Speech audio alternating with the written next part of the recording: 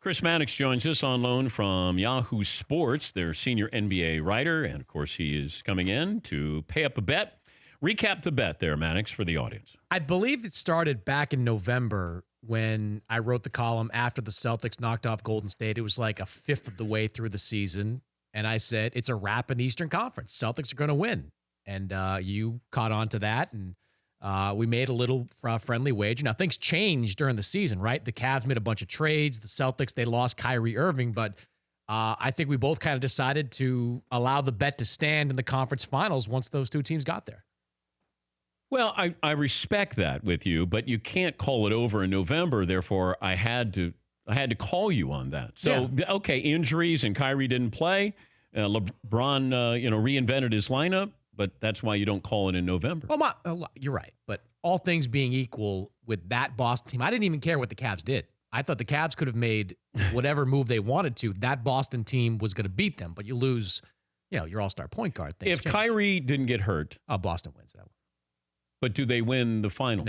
No. I mean, they're just – look, they play Golden State exceptionally well. It's not just, this season, it's last season, which tells me it's as much about the style of play and the way they defend. The only way to beat Golden State moving forward is if you have kind of a switch-happy defense. If you've got a bunch of versatile guys that can go from Durant to Curry to Klay Thompson and not have to worry about a big man lumbering around out there. This is why Kevin Love's had problems against them over the years. Boston has that type of lineup.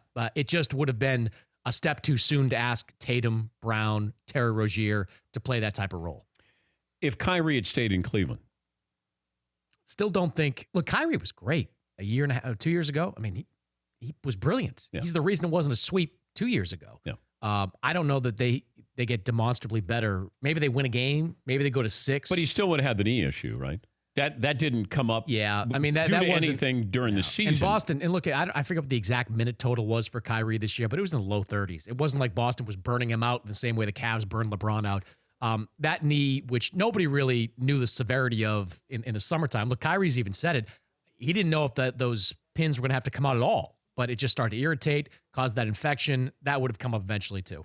But wasn't this part of his game plan to get out of Cleveland, where he did say, I'm going to have knee surgery, and people, I think, doubted that at the time.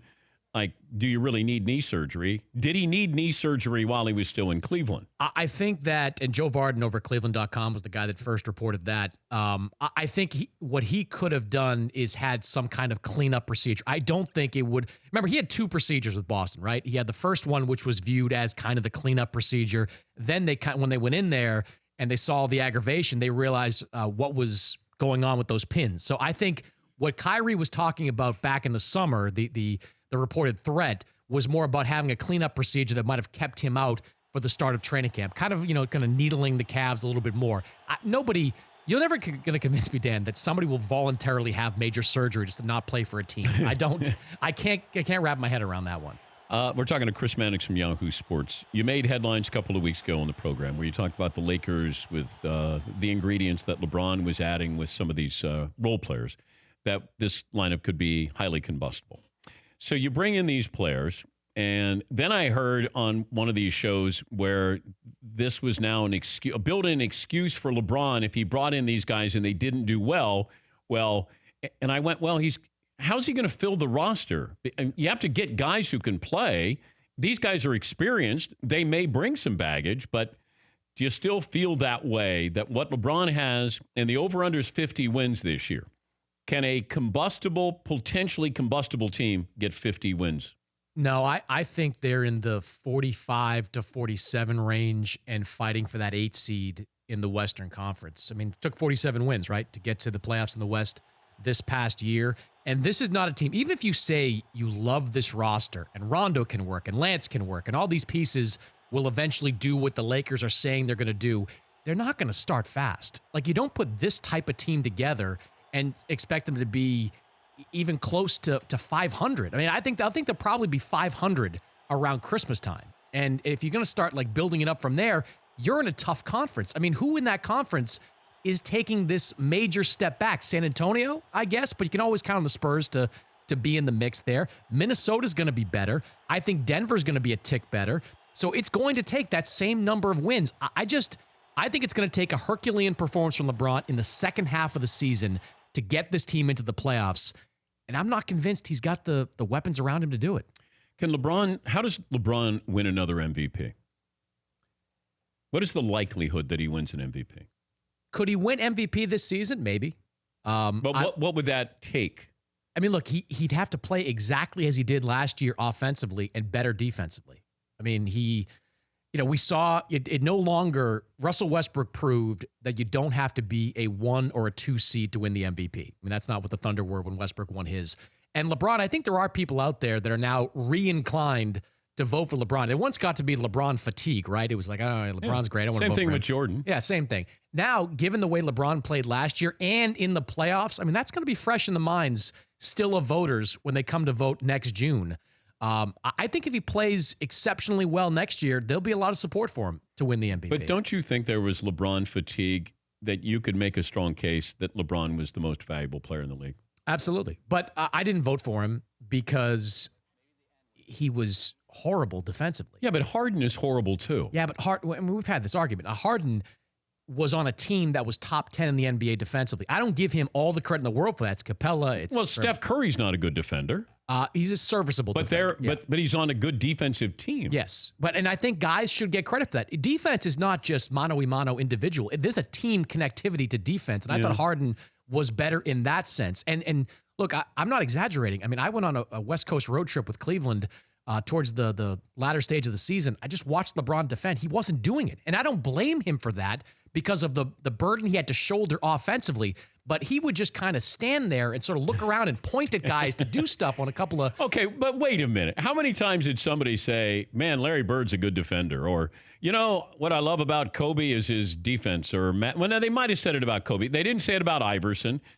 They never said anything about his defense. No, like we created this because it's LeBron. No, I don't think we created it because it's LeBron. I think we're using it as a final metric. I mean, James Harden was also a great offensive player. James Harden has done some incredible things the last couple of years and did them again this past season. So if you're looking at two guys that are both great offensively, you kind of go down the list. I mean, wins, they were number 1, Cavs number 4, whatever, leave that aside. Then it's defense. And Harden's team, and Harden was part of a defensive team that was top 10, and LeBron was, 29? Was that what the Cavs finished there? I mean, do you think Luke Walton is the coach of the Lakers next year? Oh, man, that's tough.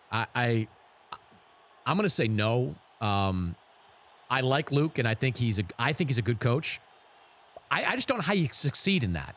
Like, first of all, he's again going to be working for people that didn't hire him, which is first and foremost the toughest thing to do. As much as Magic Johnson could say, I love Luke, I followed Luke's career, when you come in as an executive, every executive, Masai Ujiri would tell you this, when you come in as an executive, you want to hire your own guy. And Luke Walton is not Magic Johnson's guy. He's not Rob Pelinka's guy. So he's got that working against him. And we've seen LeBron over the years dictate terms when it comes to coaches. I mean, he was influential in David Blatt getting pushed out. Now, do they hire who LeBron tells them to hire?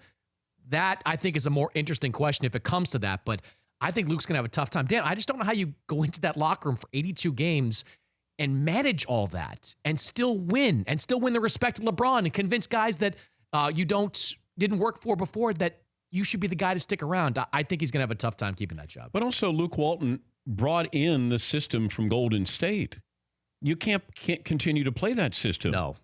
I mean, look, and I've had so many conversations with different people around the league who look at the Lakers, who were one of the fastest tempo teams in the league last year, and LeBron James, who for the last 4 or 5 years has been one of the slowest players in the league. How do you marry that? This is why I find this roster so kind of goofy. I mean, it flies in the face of all the convention about LeBron. It's basically the Lakers saying, you know what, Miami, Pat Riley, Eric Spoelstra, what you did, we got something better. Cleveland, you get to the finals 4 straight years, we're going to do something better. It sounds goofy, but it feels like they're trying to turn LeBron into Karl Malone in the later stages of his career by saying, we'll make you a post player and we'll let Rondo and Lance and other guys have the ball in their hands. Whereas, LeBron is at his best when he has the ball. That's why he has it in his hands so often.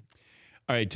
Did we negotiate here, Paulie, with the haircut? There's a lot of things going on this side of the glass, Dan. We're trying to confirm whether it's a 1/4 inch guard, a 1/3 inch guard, a 1/2 inch Well, guard. let me give you, look, I came in believing that I would do a 4. And after listening to you talk about how you should use a 4 for your haircut, I said, you know what? That's not real. That's not fair. Yeah, I had a 4 last time. I think the 2 is too short, and looking at that, too short. So I'm willing to split the difference. 3. I'm willing to split the difference and go to the 3. Okay. By the way, I have had so many people who think I'm going to get my head basically bicked. Like, I'm on social media, and people are thinking I'm going to take a straight edge to my head and be like Aykroyd and Coneheads. Yes, Paulie. There's a couple other things being thrown about the studio as an option for Chris Mannix, as he has gone after the Lakers. What about the Lakers logo in the back of his head in lieu of the haircut? We're not doing logos in the back of that it. seems like you don't want that. No chance No I'm doing logo. a logo in the back of my head. No. All right. I can't. It's like when you tell someone, like, you can get a fake tattoo and you make them get the armband. Like, you don't want the armband on your arm. You don't want that logo in the back. What of your about head. if it's the NBA logo? It's Jerry West. No, I still, I can't wake up every day. And what knowing about like Yahoo? Like a big Y with an big Y. exclamation point right there. Wouldn't that be a great? Just have Y in the back of your hair. I have to get a couple extra bucks. That would explain a whole lot, though, with you. Like, why? Yeah, it has dual purposes. Okay. All right. So we decided. So let's go on the other side. And Dan, let me just say this, though. The power of, like I told Seton this earlier, this show, I travel a lot. Everywhere I go, whether it's at a boxing venue, a basketball venue, there's somebody in the crowd yelling at me, "When are you getting your hair cut, Mannix? When are you shaving your head, Mannix?" It's all the time for the last few months. Well, that's nice. Yes, Paulie. You know, the phrase "shave your head" keeps being bandied about. I know. And you know, the I-team is all over this story. This is the only piece of audio we could find. Somehow the Mannix interview is missing from November. Okay. I'm serious. This Seton, you lost that one, did you? Seton has this piece of audio that was Chris that day. Shave your head. That's all we have. Okay, That's all you found? I know, like, what an odd computer No, glitch that we had. But I think we could put that into context there. Shave your head. shave your head, clear. Shave your head. Hundreds of bad takes over the last 5 years or so, and that's all. You can find them, but not this. All right, let's go to the other side here. Mannix gonna have to pay up the bet. Got a little miniature bathtub here, a little kiddies pool. Bring in Ronnie from Hair Place One. All right, Ronnie. How you doing? Glad to have you. Good plug. Thank you, Ronnie. A little plug for Mannix there. Yeah. Nice. Yeah. All right. Dan, check the guard. Don't let him. No, I know. Okay, do we know, Ronnie? I have all the guards here. Okay, Going but do three, you have? Does it say 3 on it? It says it right on there. I'll show it to you. Okay, because I don't trust I have to Mannix. get I in the trust pool, you. too? Don't trust me. I trust you. We have a backup 3/8 inch. Yes, Paulie brought his in, Mannix. So, if you're watching on Audience Channel 239 DirecTV, the NBC Sports Network, you'll be able. I've never had major surgery, but I would imagine this is what it feels No, like. no, it doesn't. I've had major surgery. No, it doesn't. No. All right, so that. Let's inspect. Oh, It man. says 3. That looks roomy. It says 3/8 of an inch. All right. That's what we agreed to. You got a 2 there. That's a 3/8. Any particular way? Any particular What are you way? trying I to do think there? do one side. Okay. We'll start one side. Ready, Chris? I'm ready. Do I get in the pool too? Yeah, whatever you think is best there. Okay. Just start on the side here. Oh, wow. This is not going to get a good look. I think it's going to be. I got an egg-shaped head, dude. I think you're going to be like a Christian Bale. Yeah, for the cameras, can you do 1/2 to start? Yeah. shooting I'm to the gonna do side? Yeah. Do it half? Yeah. Oh, good. Just, Ronnie, just do 1/2 here. Hey, Dan, wait, actually, we need to go to break. We're right up against. Can we stop for a second? Got it. Can we? Okay. We need All to right. go to break. All right, let's take a break, and then we'll come back because I want to ask Mannix about Kevin Durant ending up in Oklahoma City. So we'll come back after this on the Dan Patrick Show.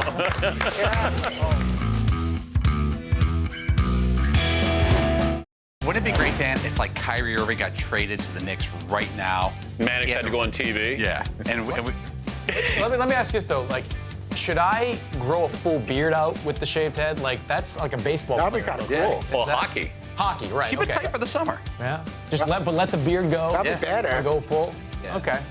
I might try that. That'd be fun.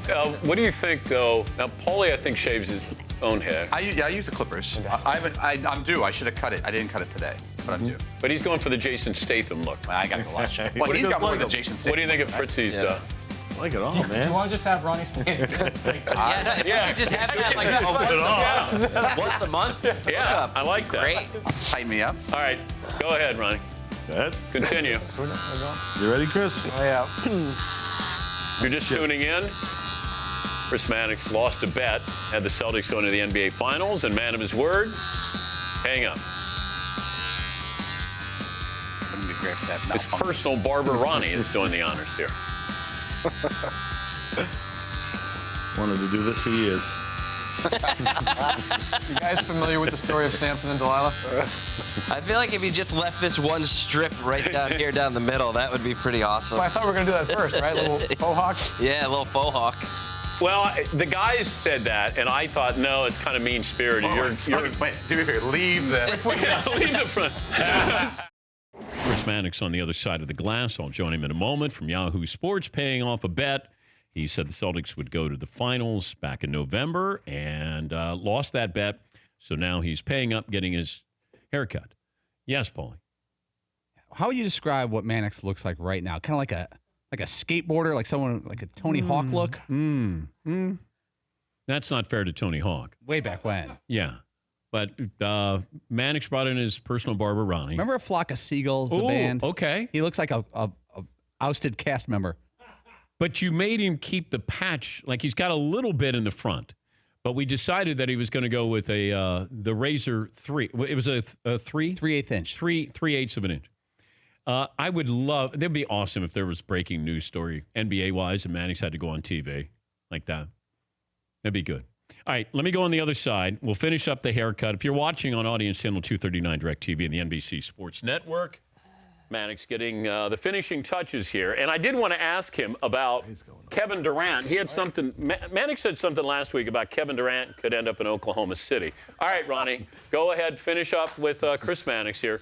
So explain this Kevin Durant situation that, okay, is Kevin Durant with Golden State after next season? I'm going to say no because, look, 3 years in, this is very difficult to concentrate. $80 million, 3 championships, blank slate at 30 years old, do whatever he wants. Now, you mock the Oklahoma City stuff, but he's not going to LA because a guy with 3 championships wants to compete with LeBron for championships, not, help him win more. And he's not going to Washington because he never wanted to play in Washington. Oh, this is just sad. Oh, that looks. There's no going back now. I'm feeling a certain. I gotta tell you, I'm feeling a certain way here. Like Little Full Metal Jacket. my power of opinion is losing. I'm starting to dislike Ricky Rubio. Wow. Wow. Okay, so KD won't go back home to D.C. No, he didn't even take a meeting with them a couple of years back. And he's not going to go to the Lakers because he doesn't want to help think he LeBron won't- add to his legacy. Yes. So if he's gonna leave Golden State, where do you look? New York? He doesn't seem like he could handle New York. I'm just saying, there's a lot of salary cap gymnastics that go into figuring out a way back to Oklahoma City. But for a guy that's as sensitive as we know he is, Yeah. doesn't that solve all the problems? Like he goes back to Oklahoma City, nobody is criticizing him anymore. Well, it's like Become this- LeBron going back to Cleveland from Miami. It's. I mean, KD's not from there. Doesn't have the same allegiance, of course, but I just think it's. Look, I don't think. I'm not saying he's going there definitely, but I think they'll be in the mix next summer. Wow. That's a hot take. I'll take it. Now, and we'll save that one, won't you, Steve? Okay. Roll on that. If Kevin Durant is not in Golden State next year, does anybody want to take Mannix up on a bet? That'd be the call of the year. Kevin Durant, but you're not going to make me take Oklahoma City, right? No. I'll give you the field. Yeah, Golden State of the field. I'll take the field. Okay. Does anybody want in on that with a bet with Mannix, which might be another haircut? Maybe an eyebrow. Ooh. Ooh, eyebrows brutal. That's brutal. That's brutal. Who does Mannix look like? Is it like Christian Bale or? No, he looks like the dude from Trainspotting. Ewan Ewan McGregor. Ewan Looks McGregor. like Ewan McGregor. I'd take that. Yeah. I'm going to disagree with your assessment there, but I'd take that. Yeah. I think it's a bad look. I do. No, it's not bad. Not bad. No. I do. I mean, it's not good, but it's not bad. Now he looks like a 60s Celtic more than an 80s Celtic. Oh, God. I'm looking at it on this. Okay. Oh, you're just getting a look at it I'm now? just getting a look at the full breadth of it. That's not good. It looks pretty good. No. What do you think? Nice and clean. No. No. These dudes Looks are laughing. he looks younger. Yeah. No, He already looked young. You're getting a lot of, he won the bet, not lost. You're getting a lot of those comments right now. Not from women. Fair. He definitely did the right thing bringing his own guy in because I don't think any of us could have done this. no, Ronnie did a great job. Yeah. Can't play Swan and Quincy. I may get the Mannix after he's done. I mean, I think it's called the Mannix. Is that what it is? The Mannix. now Mannix is A Mannix considering skin. growing his beard for the rest of the month to match. what are your thoughts on One that? piece. How gray is it going to be? It could be pretty gray. No, but not. I'm not there yet. Like I'm pretty good with salt and peppery. I think that you might do well. I'm gonna try it. I think it'd be a good look. I'm gonna try it. I'm gonna go. If you move to Brooklyn, no, I can't. oh, no, you know, to McLovin. Oh, you're gonna put gel on that, Try Ronnie? to make this look You're good. gonna try to gel it up. All right, let me go back on the other side and finish my job here. Nice job. Chris Mannix. Christopher. I like that. It's not doing it. All right. Yeah, Chris, I think I'm done, man. All right. That's good stuff. Mannix paying off the bet there. He wasn't sure what he was looking like. Then all of a sudden he looked up in the monitor and it was like, uh-oh. He's like, oh, boy. Oh, boy. Uh-oh. I'm in trouble here. For more Dan Patrick Show, tune to Audience Channel 239 on DirecTV or download the Dan Patrick Show app.